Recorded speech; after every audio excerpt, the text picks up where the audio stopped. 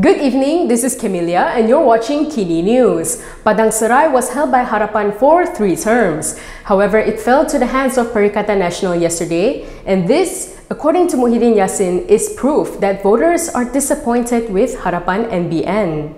Perikatan Nasional Chief Muhyiddin Yassin said the Padang Serai election result was a vote of no confidence in the new federal government. He said voters are disappointed with the lies from Pakatan Harapan and BN leaders during the general election campaign. Muhyiddin added that many Harapan and BN supporters voted for PN in Padang Serai. He also said that the lies told by Harapan and BN are the biggest electoral fraud ever, and voters have given a clear signal they do not approve of the two coalitions. The Padang Serai election saw PN winning 56.5% of the total votes cast and thus wrested the seat from Harapan, which it has held for 3 terms.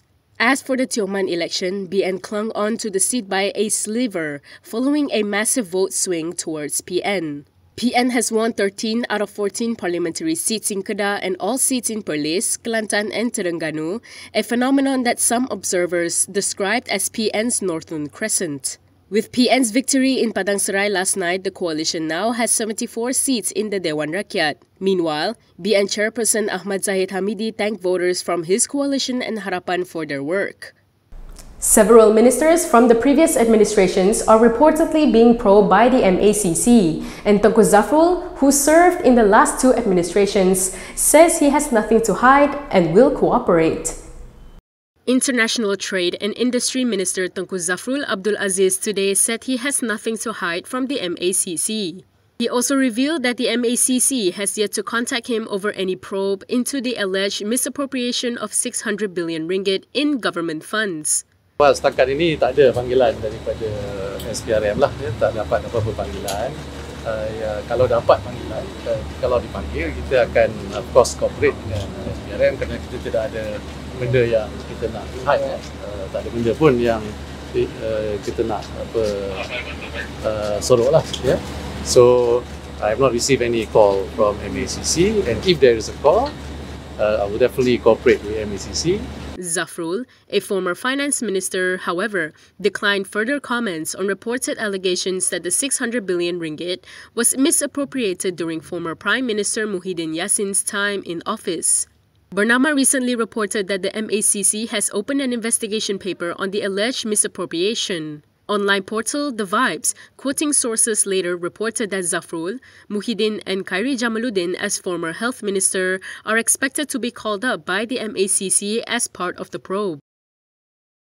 DAP's Anthony Loke today addressed disappointment among party members that despite winning the most number of seats under Harapan, the party was given only 4 minister posts. DAP Secretary General Anthony Loke said he will take responsibility for supporters' dissatisfaction that the party was given only 4 minister posts in Anwar Ibrahim's 28-member cabinet. This was despite the party winning the most number of seats under Pakatan Harapan in the 15 general election. DAP was also instrumental in getting the support of GPS by apologizing to the Sarawak Premier over any offending statement by party leaders. In an interview conducted by The Rocket last night, Loke said he made the right call and will leave it to history to judge him. He also revealed that he was under huge pressure as he was trying his best to make Anwar the Prime Minister. In a separate development, Loke today apologized to LRT commuters because service disruptions are expected to continue next year. However, solutions are being worked on. A total of 56 sets of LRT trains are expected to operate in stages on the Klanajaya route by the 3rd quarter of next year. This is according to Transport Minister Anthony Loke. Pada waktu ini, perkhidmatan masih belum stabil. Dan saya memohon maaf kepada penumpang, memang dalam tempoh beberapa bulan akan datang ini, memang akan masih ada perkhidmatan yang akan tergendala dari masa ke semasa. Tetapi pihak pengurusan telah pun diminta supaya memberikan perhatian yang paling serius, ada backup plan, ada SOP yang lebih ketat supaya pastikan kita meminimalkan perkhidmatan yang tergendala. Currently, he said only 38 sets of LRT trains were in operation during peak hours with a service frequency of 5 minutes. He said the other 18 sets were unable to operate because they were going through various processes of maintenance. Loke added that Prasarana has bought 90 new train sets for the same route, with the first unit to be in operation in August next year to provide a better and more comfortable service. He said the report on the cause of the closure of 16 Klanajaya LRT stations last month is expected to be completed in 2 weeks and will be announced to the public. Meanwhile, Loke said the ministry would award contracts for the replacement of more than 16 elevator facilities at monorail stations in February next year, apart from ordering 192 handrail units and 22 step chain units to repair existing escalators. The banking information of Zetti's family will not be a part of Najibs' 1MDB corruption trial. The Court of Appeal threw out Najib Abdul Razak's appeal to obtain banking information on former Bank Negara Governor Zetti Akta Aziz's family. The three-person bench chaired by Kamaluddin Syed today unanimously dismissed Najib's appeal. The appeal was meant to bolster the former finance minister's defense against the ongoing 2.28 billion ringgit 1MDB corruption trial. Najib is appealing against the Kuala Lumpur High Court's decision on July 12 last year, which dismissed his bid to get the documents. During the ongoing 1MDB trial, Najib's defense team raised the possibility that Bank Negara oversight may have been compromised by Zetti's family, purportedly receiving payments from Joe Low. Among the documents Najib sought were the ones allegedly showing Zetti's family receiving money from Low. Najib's discovery bid was also for United States court documents over former Goldman Sachs managing director Tim Leisner's disclosure that he bribed several officials from 1MDB. Previously, Malaysia Kini reported Zetti's husband Taufik Aiman denying that he had received bribes. The prosecution is also expected to call Zetti to testify in the 1MDB trial against Najib. Now that Umno is in the unity government, a party leader has urged the party to not compromise over several issues, including to ensure Najib gets a fair trial. Umno Supreme Council member Muhammad Puat Zarkashi said the party must serve as check and balance to the current government without compromise. Ahead of tonight's Supreme Council meeting, Puat listed several issues which Umno must press the government to expedite. This include ensuring a fair trial for former Premier Najib Abdul Razak, among others. Puat also urged forming royal commissions of inquiry on former Attorney General Tommy Thomas and Tabung Haji, Charge Justice Nazla Muhammad Ghazali, and former Bank Negara Governor Zetti Akta Aziz, as well as to address the Pulau Batu Putih issue. Nazlan was the former High Court judge who convicted Najib and sentenced him to 12 years in prison over the SRC international case. He has since been elevated to the Court of Appeal. Najib, who supported the BN Harapan alliance after the last general election resulted in a hung parliament, has been serving his prison sentence since August 23rd after the federal court upheld his conviction. Writing on Facebook, Puat said the Supreme Council must remain as a driving force, check and balance to the government. It's unclear if MIC was even offered a deputy minister post in Anwar's government. However, the party said it will not accept the offer. MIC has decided not to accept any deputy minister appointments by the Anwar Ibrahim administration.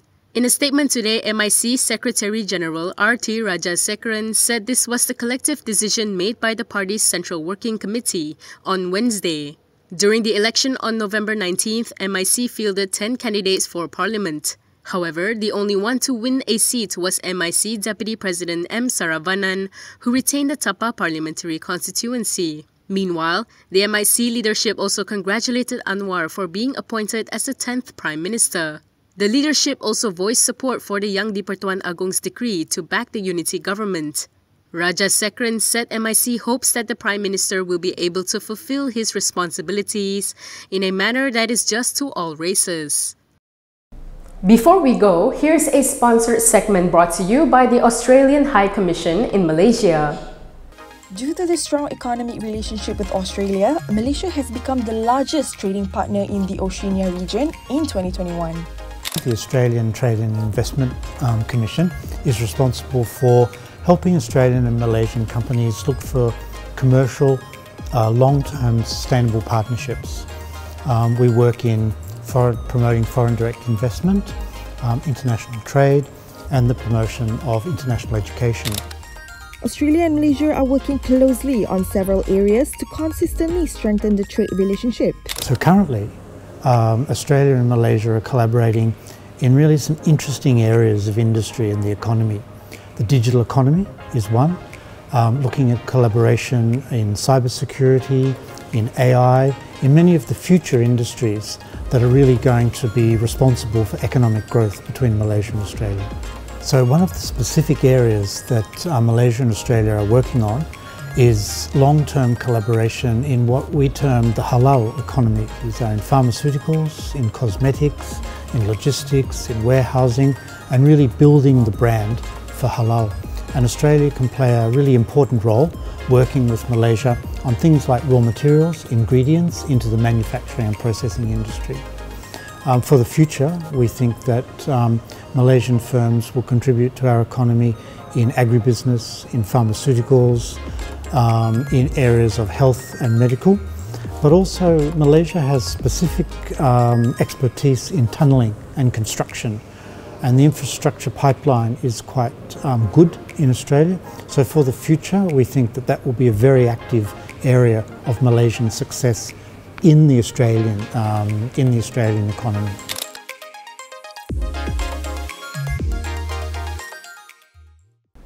And that is all from me today. For more stories, you can go to KiniTV.com. You can also follow us on Instagram, Twitter, YouTube, and Facebook for the latest news updates. If you'd like to support independent media, do consider subscribing to MalaysiaKini.com. I'm Kinilia. Thanks for watching.